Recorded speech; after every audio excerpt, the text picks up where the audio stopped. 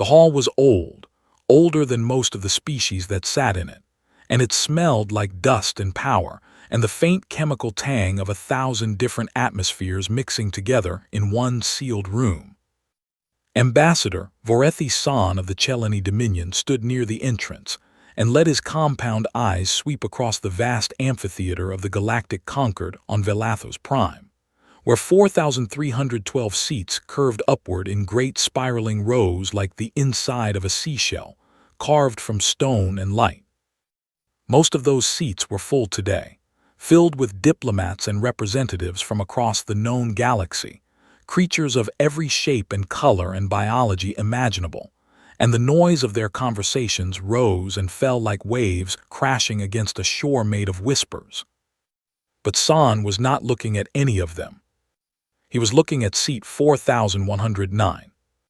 It sat empty, as it had for 11 standard years now, a plain chair built to human proportions tucked between the massive stone throne of the Gorathi hegemony and the liquid suspension pod of the Illici communion, and it looked small and sad and completely out of place, like a forgotten toy left behind by a child who had moved away and never come back. The humans had gone silent 11 years ago after a catastrophic solar event had scorched nearly half their homeworld, a rogue flare amplified by some experimental shield technology they had been testing, and the damage had been beyond anything the Council had seen in centuries. Earth had burned, and the humans had sent one final transmission to the galactic community before they sealed their star system behind a wall of repurposed military satellites and defense platforms that no one could get through. The message had been short. We need time. And then nothing. The Council had tried to help at first, sending medical ships and relief convoys and offers of resettlement to any of the dozen colony worlds that had volunteered to take human refugees. But every ship that approached the Sol barrier was turned away, politely but firmly, by automated systems that left no room for argument. After 3 years, the Council stopped sending ships, and after 5 years, most species stopped talking about the humans altogether. And after 8 years, the only ones who still mentioned Earth were historians and the occasional journalist looking for a story about a dead world. Now it had been 11 years, and Vorethi San had decided that enough was enough. He walked to the speaker's dais at the center of the amphitheater with the slow, deliberate steps of someone who knew that every eye in the room was about to turn toward him, and he activated the translation matrix with a tap of one long, segmented finger and waited for the hum of conversation to die down. "Fellow ambassadors," he began, his voice carrying through the hall with the kind of authority that came from representing one of the 12 founding species of the Concord, "I come before you today to address a matter of order and dignity." He paused and let the silence do its work. For 11 standard years, seat 4109 has sat empty in this hall, reserved for a species that has chosen to abandon its responsibilities to the galactic community, a species that sealed itself away without explanation and has refused every attempt at communication or aid. He gestured toward the small human chair without looking at it, the way someone might gesture toward a stain on a carpet. The humans of Earth are gone, and whether they are dead or simply unwilling to participate in the civilization they once claimed to value, the result is the same. Their seat sits empty, their voice is silent, and their absence is an insult to every species that continues to show up and do the work of governance. The murmur that rippled through the hall was one of agreement, and San could feel it like a warm current against his chitin. "I therefore propose Resolution 7 Omega, the formal removal of Earth's seat from this assembly, effective immediately, on the grounds that a species which abandons the galactic stage forfeits its right to a voice upon it." He stepped back from the dais and let the proposal hang in the air like smoke.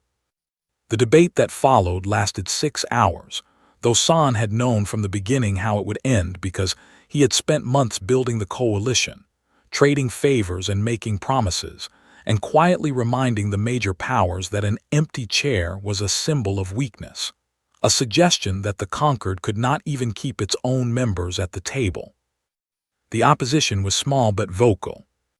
The Rithani ambassador, a stocky gray-skinned biped named Toral Cash, stood and spoke with a voice full of restrained anger about debts unpaid and memories too short. About a time 40 years ago when human medical teams had crossed 3 sectors to deliver a cure for the Rithani wasting plague, when no other species would risk the quarantine zone. The Drexy collective representative, speaking through a shared neural link that made their words sound like a chorus, reminded the hall that human engineers had helped design the orbital stabilizers that kept the Drexy homeworld from tearing itself apart along its fault lines. But debts and memories were not enough to overcome politics and pride, and when the vote came, it was not even close. 3,891 in favor, 421 against. Resolution 7 Omega passed, and a maintenance crew was summoned to the floor of the amphitheater while the session was still technically in progress, and the whole hall watched as 2 workers in gray jumpsuits knelt beside seat 4109 and unbolted it from the floor with quick, efficient movements, the sound of their tools echoing in a silence that had grown suddenly uncomfortable.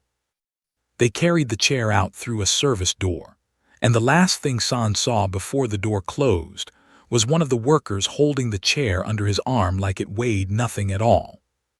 The Chelani delegation celebrated that evening in their embassy suite with imported nectar wine and speeches about the forward march of galactic progress, and San accepted their congratulations with the quiet satisfaction of someone who believed he had done something important and necessary and right. The Rithani and the Drexy filed formal protests that no one read. The galactic news networks covered the story for half a cycle, and then moved on to trade disputes and border negotiations, and all the other endless machinery of interstellar politics. Within a week, the space where seat 4109 had been was just a small patch of slightly cleaner floor, with 4 bolt holes that no one bothered to fill. The galaxy moved on. But deep inside the Sol barrier, past the ring of silent satellites and the dark hulks of decommissioned defense platforms, past the orbit of Mars where new cities gleamed under pressure domes, past the asteroid belt where mining operations ran day and night with mechanical precision, on the surface of an Earth that was scarred but no longer burning, in a room buried beneath a mountain that had no name on any map. A woman sat in a chair of her own and watched the vote happen on a screen that should not have been able to receive a signal from that distance. She was tall and lean with dark hair cut short and eyes that held the kind of calm that only came from years of planning for a moment exactly like this one. Her name was Director Marin Voss, and she was the head of the Terran Continuity Accord's External Strategy Division, and she had been waiting for this vote for a very long time. Around her, a dozen officers sat at workstations monitoring data feeds from across the galaxy, feeds that the galaxy did not know existed, and they watched their screens with the tense focus of people who understood that something enormous had just shifted beneath their feet. The final tally appeared on the main display, 3,891 to 421, and the room went very quiet. Voss leaned back in her chair and let out a slow breath through her nose, and a smile crossed her face that was not warm and not cold, but something in between, something patient and precise and deeply human. "They just made this easier," she said to the room behind her, and every officer in the room understood exactly what she meant. Somewhere above them, past the rock and steel and sky, the Sol barrier hummed on in the darkness of space, and the galaxy continued to believe that the humans were gone. They had never been more wrong about anything in their history. The fire had come on a Tuesday. That was the detail that stuck with people long after the city stopped burning, and the ash stopped falling from the sky like gray snow. The simple, stupid fact that the worst day in human history had been a Tuesday, a nothing day, a day for meetings and errands and forgetting to reply to messages. And then the sky had turned white. and the oceans had begun to boil along the equator, and 40% of the planet's surface had become something that could no longer support life. The experimental shield array in orbit had been designed to protect Earth from exactly this kind of solar event. But something had gone wrong in the amplification matrix, something so small that it would later be traced to a single miscalculated variable in a line of code written by a junior engineer who did not survive to learn what her mistake had cost. And instead of deflecting the flare, the array had focused it like a lens and turned a survivable disaster into an extinction-level event. 3 billion people died in the first 72 hours. The oceans rose and then fell and then rose again as thermal shock waves rippled through the planet's water systems, and the atmosphere filled with particulate matter that blocked out the sun for months. And the crops failed, and the power grids collapsed, and the governments of Earth, all 207 of them, found themselves trying to manage the end of the world with systems that had been designed for peacetime. They failed, and they failed quickly, and in the chaos that followed, something remarkable happened. The military leaders and the scientists and the engineers and the doctors and the logisticians, the people who actually knew how to keep human beings alive under impossible conditions, looked at the wreckage of their civilization and made a decision that no committee or parliament or election could have produced. They built something new. It was called the Terran Continuity Accord, and it was not a government in any way that the old world would have recognized, because it had no president and no parliament and no constitution and no flag, just a rotating council of the most competent people available organized by function rather than geography. And its only law was a single sentence written on the wall of its first command center in letters 3 feet tall. Survive first, then make it worth surviving. The TCA took control of what was left and began the work of putting the world back together with a speed and ruthlessness that would have horrified the old democracies, because the TCA did not have time for debate or compromise or the slow grinding machinery of consensus. It had billions of mouths to feed and a planet to heal and a species to save, and anyone who could contribute was expected to contribute, and anyone who could not was carried until they could. Within the first year, they stabilized the food supply using a combination of underground hydroponic farms and orbital growing platforms that had originally been designed as research stations. And they redirected every watt of available energy toward water purification and atmospheric scrubbing and medical manufacturing. Within 2 years, the population had stabilized. The death rate had dropped to pre-disaster levels, and the first new cities were rising from the ash, built not from concrete and steel, but from smart materials fabricated using alien molecular printers that human engineers had spent decades learning to operate, but never fully understanding. And that was where things changed. Because during its 60 years as a member of the galactic community, Earth had acquired technology from dozens of alien species: FTL drives, energy shielding, quantum communication arrays, molecular fabrication units, gravity manipulation tools, and the humans had used all of it the way they were told to use it, following the manuals and the guidelines and the specifications provided by species that had been using these technologies for thousands of years. But no one had ever taught the humans the science behind any of it.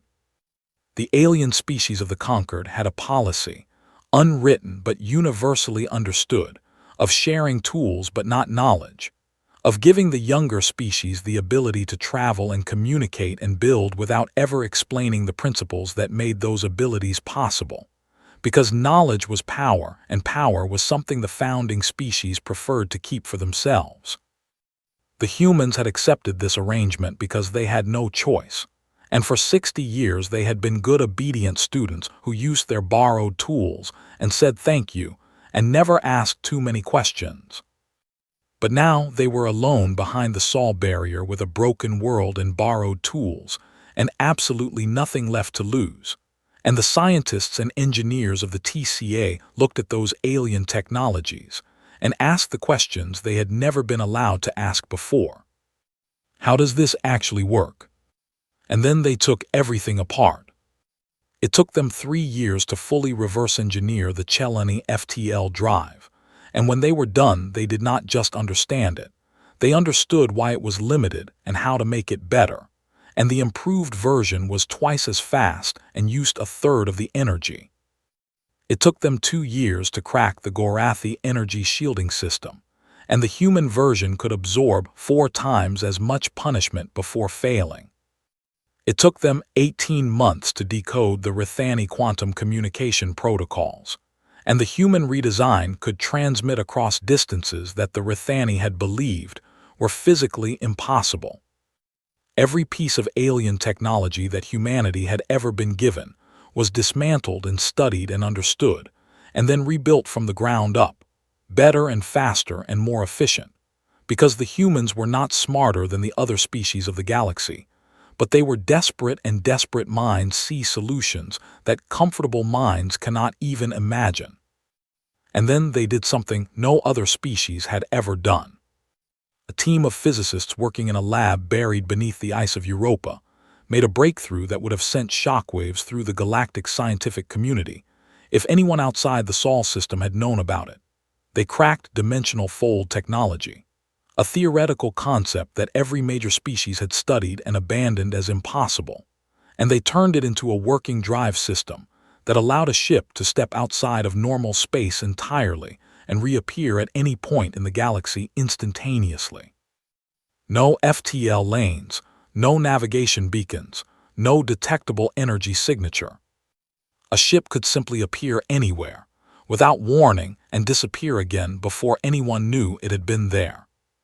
The TCA understood immediately what this meant, and Director Maren Voss, who had been running the External Strategy Division since the 3rd year of the Silence, understood it better than anyone. She had been watching the galaxy through a network of sensor probes so small and so quiet that no one had ever detected them. Probes launched in the early years of the barrier that had drifted into every major sector and every important system and every dark corner of the galaxy, feeding data back to Earth through quantum channels that could not be intercepted. And what she saw worried her. She saw a void swarm incursion seeding itself along the Chelany border, microscopic organisms that would grow into a planet-consuming hive within a decade if left unchecked. She saw a dark matter cascade building in the stellar core of the Rithani home star, a slow, invisible process that would destabilize the star and kill billions within 20 years. She saw a rogue artificial intelligence network threading itself through galactic communication infrastructure like a parasite, growing smarter and more entrenched with every passing day. 3 existential threats that the Council had not noticed, because they were too busy arguing about trade routes and seat assignments, and the proper protocol for addressing minor diplomatic insults. Voss sent teams to deal with all 3, quietly and without credit, using the new fold drives to move through the galaxy like ghosts, and her operatives neutralized each threat with a precision that left no trace and asked for no thanks. Meanwhile, the Sol system itself had transformed into something unrecognizable. Mars had 3 million inhabitants living under gleaming pressure domes connected by underground rail networks, and Europa had become the scientific capital of the system, and Titan's methane lakes powered fuel processing plants that fed a fleet of ships being built in the shadow of Jupiter, hidden from any possible observation by the gas giant's massive electromagnetic field. The fleet was called the Reclamation Armada, and it was not a conquering force because Director Voss had no interest in conquest. She had interest in something far more powerful than conquest. She had interest in leverage, and the Armada was the most overwhelming display of military capability the galaxy had ever seen. 300 warships carrying weapons and defenses that were a generation ahead of anything any other species possessed. And when the vote came, when 891 species decided that humanity's empty chair was an embarrassment to be removed and forgotten, Voss watched it happen on her screen beneath the mountain and smiled, because she had been waiting for exactly this moment. Not out of spite, and not out of anger, But because the removal of the chair was the galaxy's formal declaration that it no longer considered humanity a member of the community, and that declaration freed humanity from every obligation and every treaty and every agreement it had ever signed as a member of the conquered.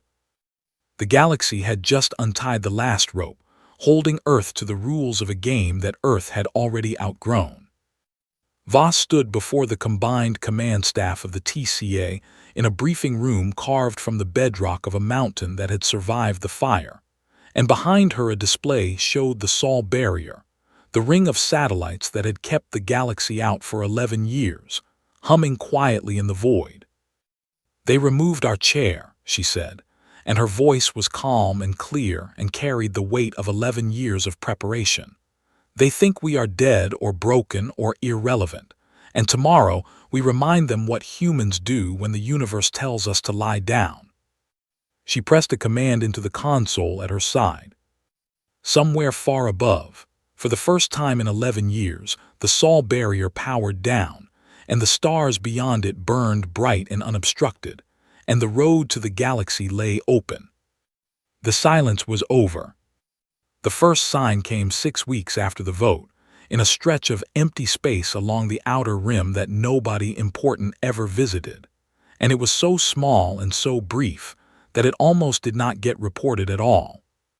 A Chelani trade convoy running fuel cells between 2 minor colony worlds picked up a sensor contact that lasted exactly 1.3 seconds, something massive, moving at a speed their instruments could not calculate, and then gone, vanished completely, leaving nothing behind but a faint ripple in the local gravity field that their navigators could not explain. The convoy captain filed a report with the Chelani Border Authority, and the Border Authority forwarded it to the Intelligence Division, and the Intelligence Division flagged it as a probable sensor malfunction and filed it in a database that nobody checked more than once a cycle. 3 days later, the Drexy Collective received a message.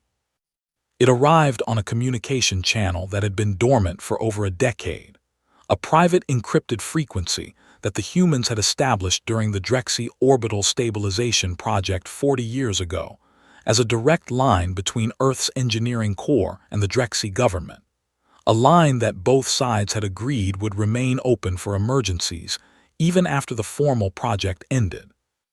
The message was short and it was unsigned, but there was no question about where it had come from. "To our old friends, stand clear of Velathos on the 4th cycle. With respect, Earth." The Drexy panicked, which for a species that shared a collective neural network meant that approximately 800 million individuals experienced a simultaneous spike of alarm that rippled across their entire civilization like a stone dropped into a still pond. And within hours, their ambassador to the conquered had contacted the Rithani Republic through a back channel to share what they had received. Toral Cash, the Rithani ambassador who had argued against removing Earth's chair and been ignored, read the message 3 times and then sat in silence for a long time before speaking. "We need to warn the Council," he said. "They will not listen," the Drexy responded through their shared voice. "No," Cash agreed, "they will not, but we have to try." He was right on both counts. Ambassador Vorethi San of the Chelani Dominion listened to the warning with the patient condescension of someone who believed he was hearing a fairy tale, and he told Cash that the humans were dead or irrelevant, and that if the Rithani wanted to jump at shadows from a species that could not even keep their own planet from burning, then that was their business, but it was not going to disrupt the work of the conquered. Cash left the meeting and told his staff to move the Rithani diplomatic vessel to a parking orbit on the far side of Velathos Prime, as far from the conquered hall as they could get without leaving the system entirely. The Drexy did the same. The 4th cycle arrived on a day that was unremarkable in every way, with clear skies over the ancient stone city that surrounded the conquered hall, and a session agenda that included trade negotiations, a border dispute between 2 minor species, and a routine vote on agricultural subsidies for developing worlds.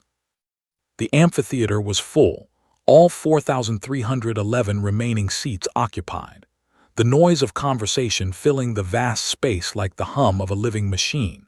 And Ambassador San sat in his seat near the center of the founding species row, and reviewed his notes for the trade negotiation with the satisfied calm of someone who believed the universe was operating exactly as it should.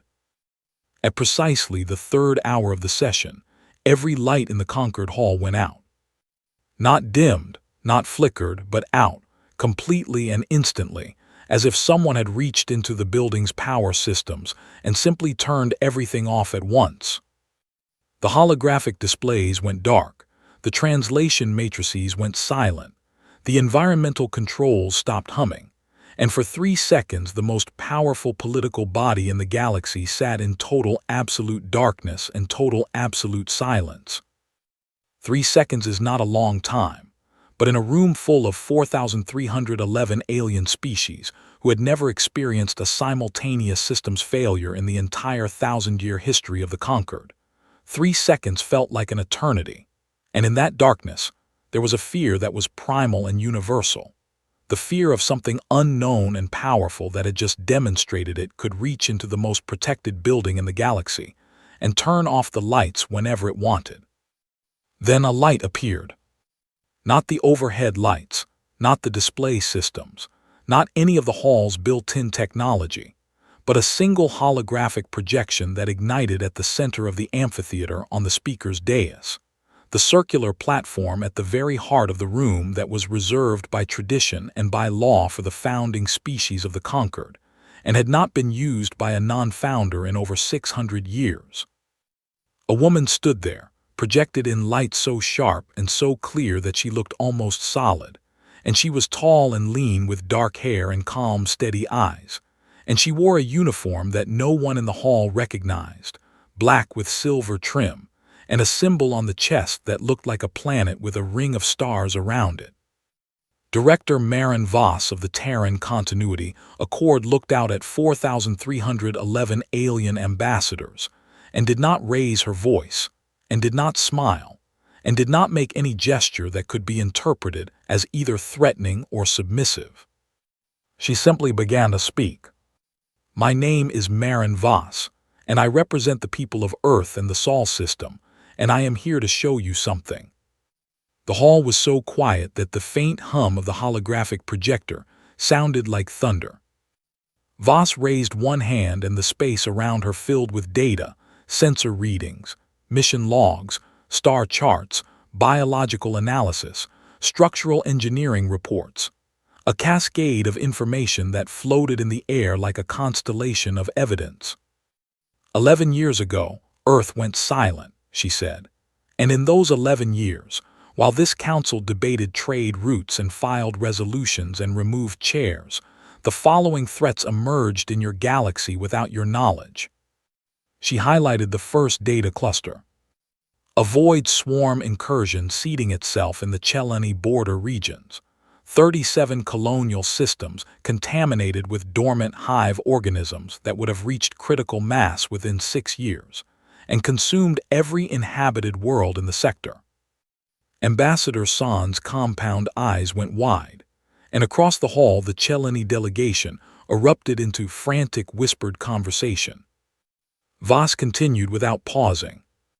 A dark matter cascade building in the core of the Rithani home star, a slow destabilization process that would have caused the star to collapse within 20 standard years, killing 14 billion Rithani and rendering their entire system uninhabitable. Toral Cash gripped the arms of his seat so hard that the stone cracked beneath his fingers. And a rogue artificial intelligence network embedding itself in galactic communication infrastructure across 47 sectors, growing more capable and more entrenched every day, with the eventual capacity to seize control of every automated system connected to the network, including this building's life support. She let the data hang in the air for a long moment. Earth detected all 3 threats through our own sensor network, and Earth neutralized all 3 threats using our own resources, without asking for permission or assistance or recognition from this council. She made another gesture, and the data shifted, showing mission recordings.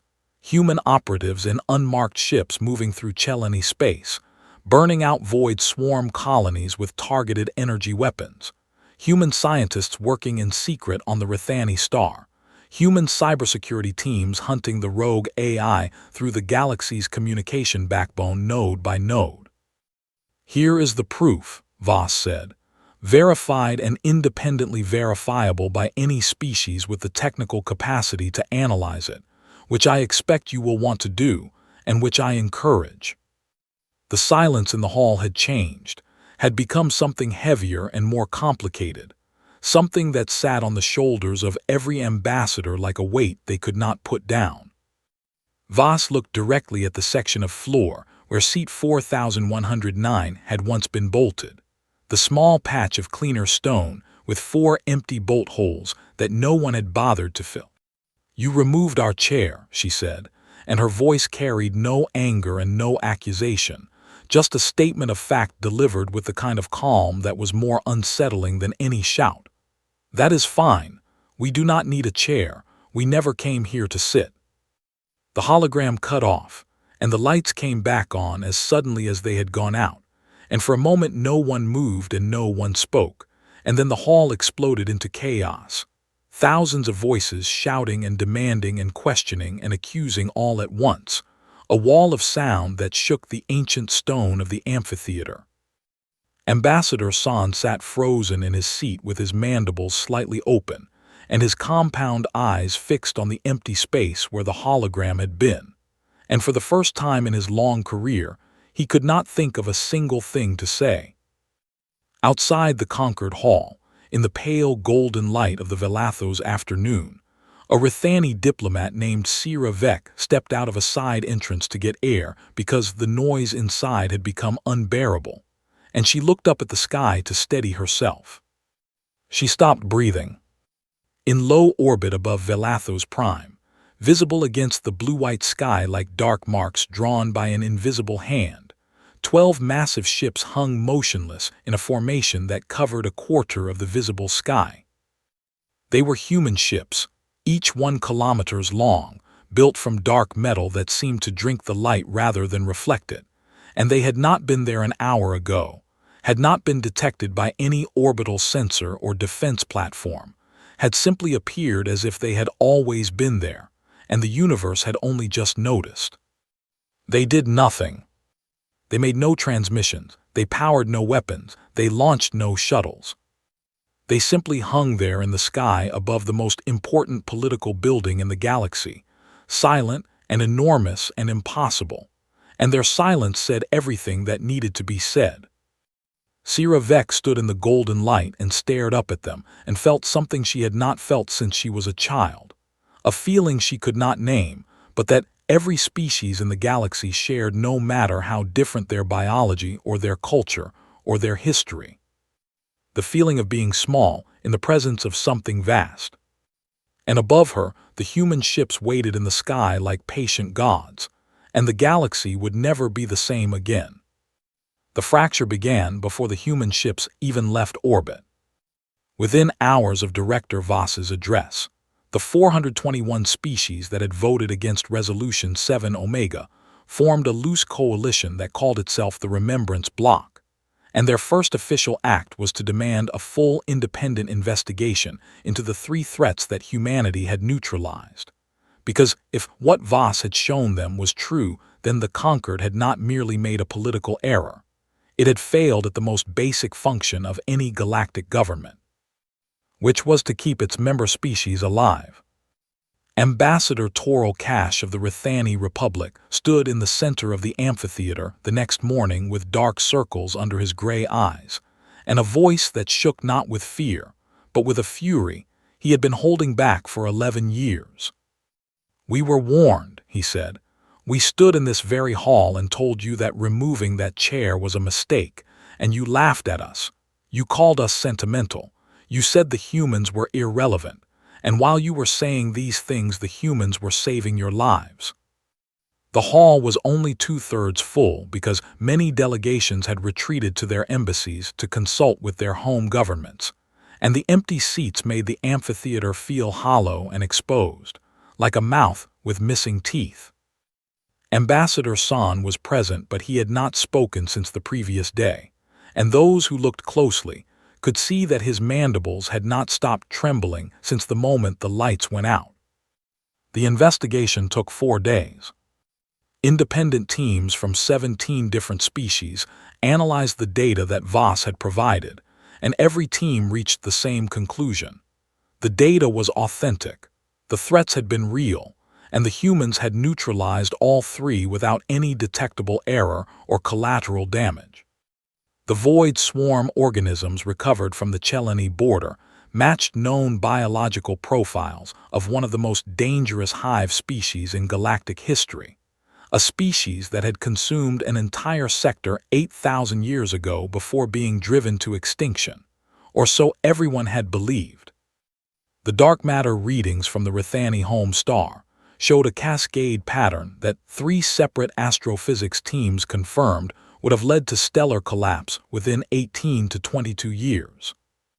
The rogue AI code fragments recovered from galactic communication nodes were so sophisticated that the cybersecurity teams who analyzed them admitted they could not have detected the network on their own even if they had known to look for it. The evidence was overwhelming and undeniable, and it changed everything and nothing at the same time, because the Council now knew that humanity had saved the galaxy, but it still could not agree on what to do about it. And while the Council argued, Director Voss made her next move. She did not ask to rejoin the Conquered, did not request that the chair be restored, did not make any public statements or demands, and instead she did something far more devastating to the existing power structure. She began making phone calls. The first bilateral treaty was signed between Earth and the Drexy Collective, a comprehensive agreement covering mutual defense, scientific exchange, trade access, and joint infrastructure development. And it was generous to the point of being almost unbelievable because the humans asked for very little in return except friendship, and a promise that the Drexy would extend the same generosity to others when they could. The second treaty was with the Rithani Republic, and it included a provision that made Toral Cash close his eyes and press his hands against his face when he read it. A team of human stellar engineers would be dispatched to the Rithani home star to install a permanent stabilization system, free of charge, as a gift between neighbors. The third treaty was with the Velisi Communion, a small aquatic species that had been bullied by the Gorathi hegemony for centuries and had never had a powerful ally, and overnight they went from being one of the most vulnerable members of the galactic community to being under the protection of the most advanced military force in existence. Then the fourth treaty, and the fifth, and the 10th, and the 20th. Within 3 months, Earth had signed bilateral agreements with over 400 species, and every single agreement followed the same pattern: fair terms, generous provisions, no demands for territory or resources or political submission, just a handshake and a promise, and the quiet understanding that the humans remembered who their friends were and who their friends were not. The network that emerged was not an empire, and it was not an alliance in the traditional sense. It was something the galaxy had never seen before, a web of mutual benefit held together not by force or fear, but by the simple fact that dealing with humanity was better than dealing with anyone else. They called it the Terran Cooperative Network, and it grew faster than the Conquered could respond, because it offered something the Conquered never had: actual help, delivered quickly, without committees or votes or 3 years of procedural review. A species needed medical technology, Earth sent doctors. A species needed engineering support, Earth sent builders. A species needed protection from a larger neighbor. Earth's ships appeared in their sky, and the larger neighbor suddenly discovered a deep commitment to peaceful coexistence. Ambassador San watched all of this happen from his seat, in an increasingly empty Conquered hall. And he tried to fight it. He gave speeches about the danger of allowing a single species to accumulate so much influence, about the importance of multilateral governance, about the risks of abandoning the institution that had kept the peace for 1,000 years, and his arguments were logical and well-constructed and completely useless because no one was listening anymore.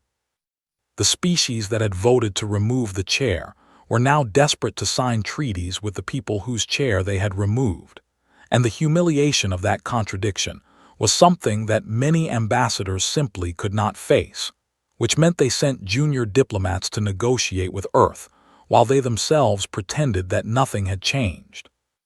San tried a different approach and attempted to build a coalition against humanity, a bloc of major powers that would present a united front and demand that Earth submit to conquered authority.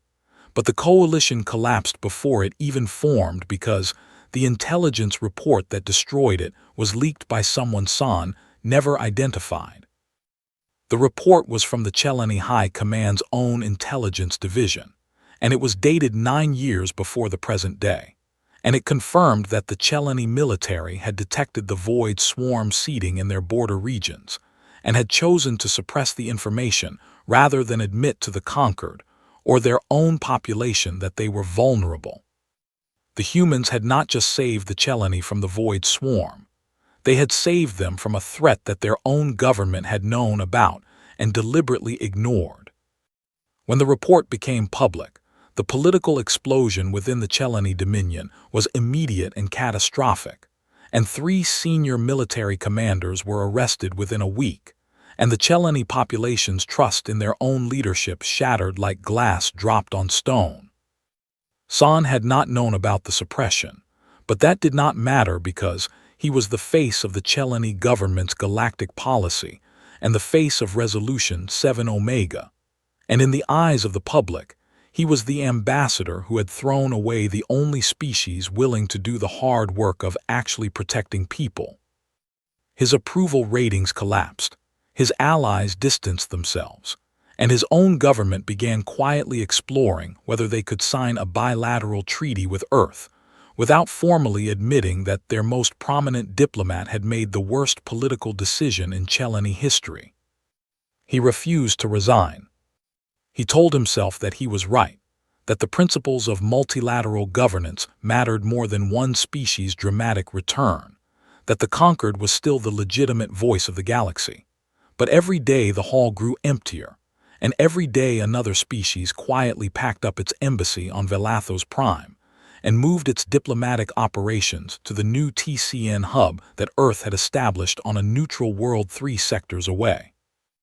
The hub was called Haven, and it was everything the conquered was not: open, efficient, welcoming, and staffed by humans who treated every visiting species with the same straightforward respect regardless of their size or power or history.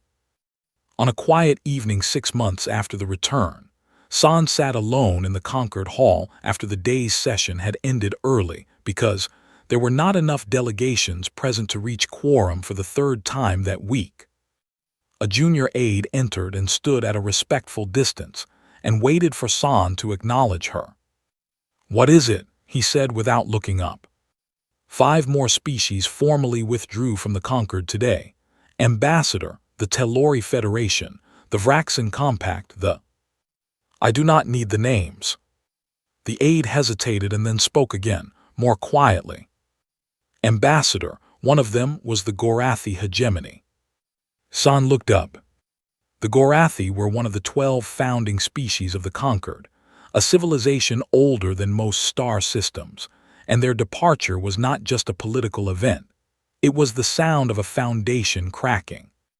The aide left, and San sat in the silence of the nearly empty hall and stared at the floor near the center of the amphitheater, where seat 4109 had once been. The small patch of cleaner stone with 4 bolt holes that no one had ever bothered to fill. He had stood on the speaker's dais and called that chair an embarrassment. He had called its absence an act of housekeeping, a minor correction, the removal of something that no longer mattered. He understood now, sitting in the echoing emptiness of a hall that had once held the voices of 4,312 civilizations, that the chair had never been the thing that mattered. What mattered was what the chair represented. The presence of a species that would do the work that no one else would do, that would show up and help and protect and build without asking whether it was appreciated or recognized or even noticed. He had removed that presence, and the galaxy had begun to fall apart without it. And the worst part, the part that kept him awake at night and made his mandibles tremble with something that was not fear but was very close to it, was that the humans had never stopped helping. They had never stopped, not even when the galaxy told them they did not belong, not even when their chair was unbolted from the floor and carried out like garbage. They had simply found another way. And that, Ambassador Vorethi-san was beginning to understand, was what made humans the most terrifying species in the galaxy.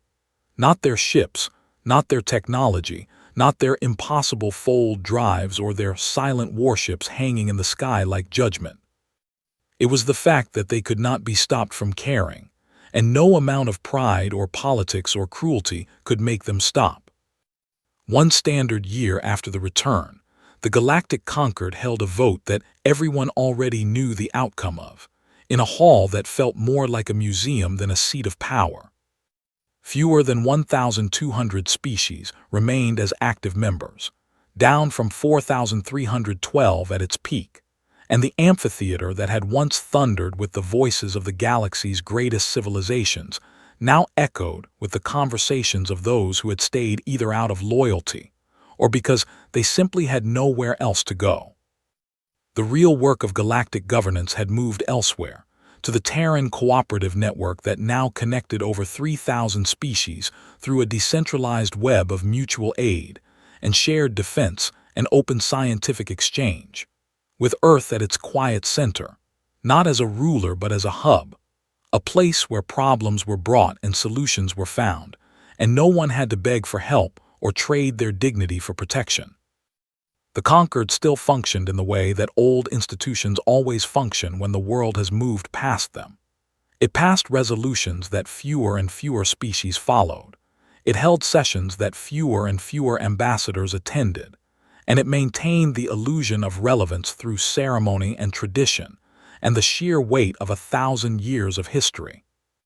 But even the most stubborn defenders of the old order could see that the building was empty and the empire was gone, and so they did the only thing they could think of to try to pull the galaxy back together. They voted to restore Earth's seat.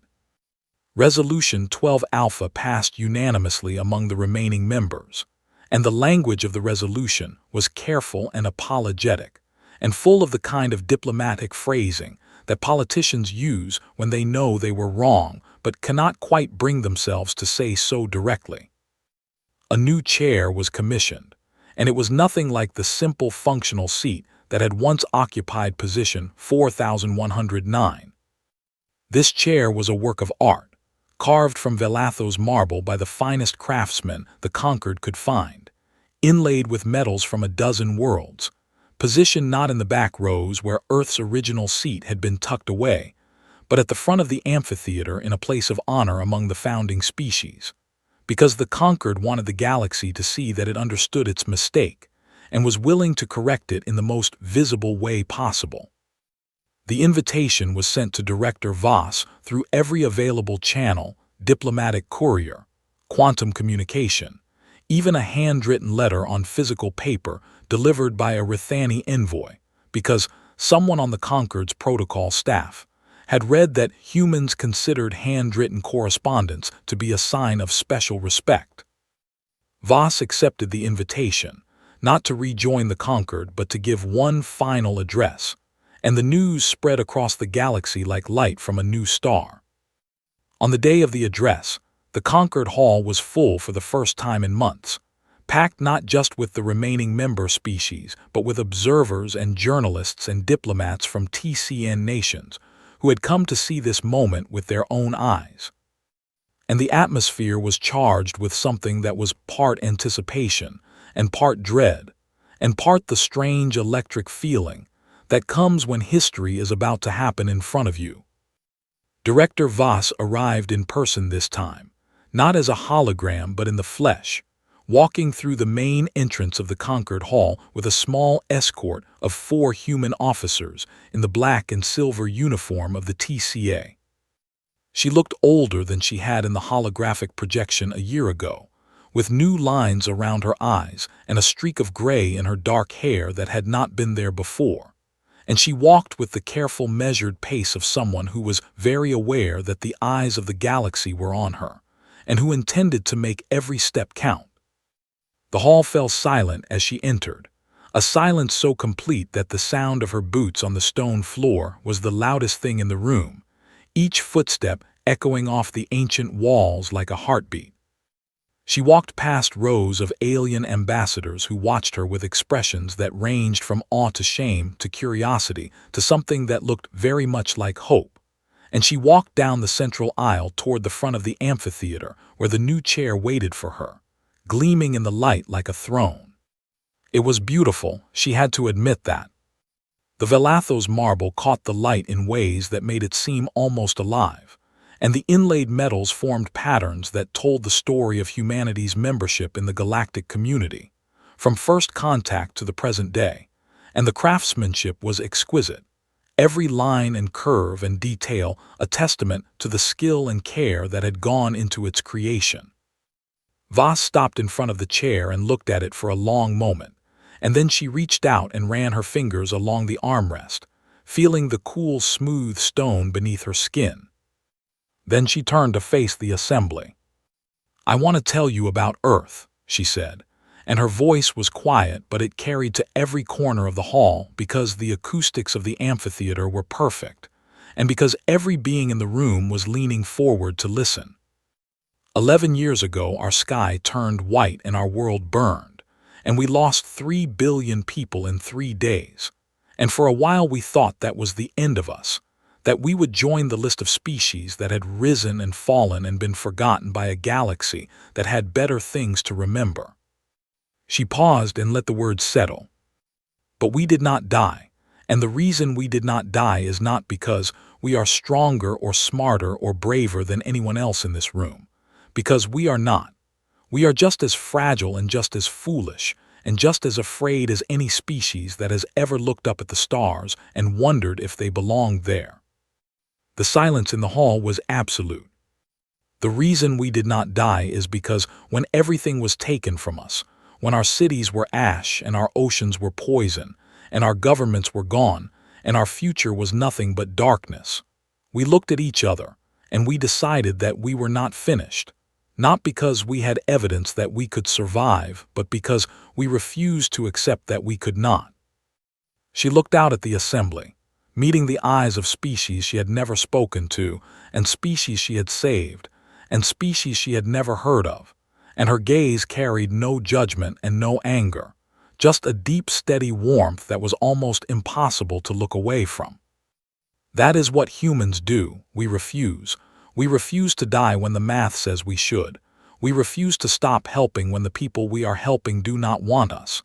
We refuse to sit down when our chair is taken away, because the chair was never the point. She looked at the new chair beside her, the beautiful marble throne that the conquered had built as an apology. "You built us a new chair," she said, "and it is beautiful, and the care that went into it means more to us than I can express, but we did not come back for a seat at your table." A sound moved through the hall, not quite a gasp, and not quite a sigh, but something in between. The sound of thousands of beings realizing at the same moment what she was about to say. "We came back because the galaxy needed someone who would do the hard work whether or not anyone was watching, whether or not anyone said thank you, whether or not there was a chair with our name on it in a building full of people who had decided we did not matter." Her voice did not waver, and her eyes did not shine with tears because Marin Voss was not the kind of person who cried in public. But there was something in her face that was raw and honest and deeply human, something that every species in the room could recognize even if they had no word for it in their own language. "That is what humans do," she said, "not because we are better, because we refuse to be less." She stepped away from the chair. "Earth will not rejoin the conquered," she said, But we offer something that we believe is more valuable than a seat. We offer an open door, permanent and unconditional to any species, at any time, for any reason, not as subjects or allies or clients but as neighbors, because that is what we have always wanted to be. She stood in the center of the amphitheater, a single human woman surrounded by the representatives of over 1,000 civilizations, and she waited. The silence lasted 3 seconds, the same 3 seconds that the hall had spent in darkness a year ago, but this time the silence was not frightening, it was sacred. Then Toralcash stood. The Rithani ambassador rose from his seat with the slow, deliberate movements of someone whose body was tired but whose spirit was not, and he brought his broad gray hands together in a gesture that was not Rithani, that had no place in Rithani culture or tradition, that he had learned from a human doctor who had saved his daughter's life 40 years ago during the wasting plague. He clapped. The sound was sharp and loud in the silent hall, and it echoed off the stone walls, and for a moment it was the only sound in the room. Then the Drexy delegation stood and joined him, their collective voice adding a harmonic resonance to the rhythm that made it sound like music.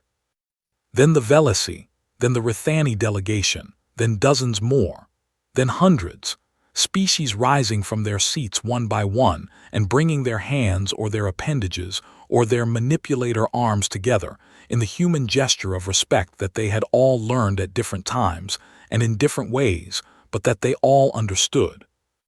The sound grew and grew until it filled the amphitheater like thunder, like the heartbeat of a galaxy that had finally remembered what it had almost thrown away. Ambassador Vorethi-san did not stand. He sat in his seat with his head bowed, and his long segmented hands folded in his lap, and his mandibles trembling with a vibration that the Chelani called verite, a word that had no direct translation, but that meant something close to the sorrow of understanding too late. He did not clap because he did not feel he had earned the right, and in that small act of self-awareness, there was something that might, in time, grow into wisdom. Voss looked at the standing assembly and nodded once, a simple human gesture that carried the weight of 11 years and 3 billion dead, and a world rebuilt from ashes. And then she turned and walked back up the central aisle and out of the conquered hall, and into the golden light of the Velathos afternoon, where the sky was clear and empty, because the human ships had left orbit months ago, having made their point without firing a single shot. The new chair remained in the conquered hall. No one sat in it, not that day and not any day after, and over time it became something more than a chair. It became a symbol and then a monument and then a lesson that was taught to the young of 1,000 species across 1,000 worlds. The chair was maintained and polished and treated with the kind of reverence that is usually reserved for religious artifacts, and beside it, a small plaque was installed that bore a single sentence in every language spoken in the galaxy. Do not remove the chair of those who work in silence, for you may not understand what holds up the roof until it is gone. And in the centuries that followed, when new species joined the galactic community and asked about the beautiful empty chair at the front of the old conquered hall, they were told the story of a world that burned and a people who refused to stop, and a galaxy that learned, almost too late, that the ones who matter most are not the ones who demand to be seen, but the ones who do the work whether or not anyone is watching. Far away, orbiting a star that had once nearly killed them, the people of Earth continued to do what they had always done. They helped. They built. They refused. And they left the door open always, for anyone who needed to come home. The chair sat empty, and the galaxy remembered, and that was enough.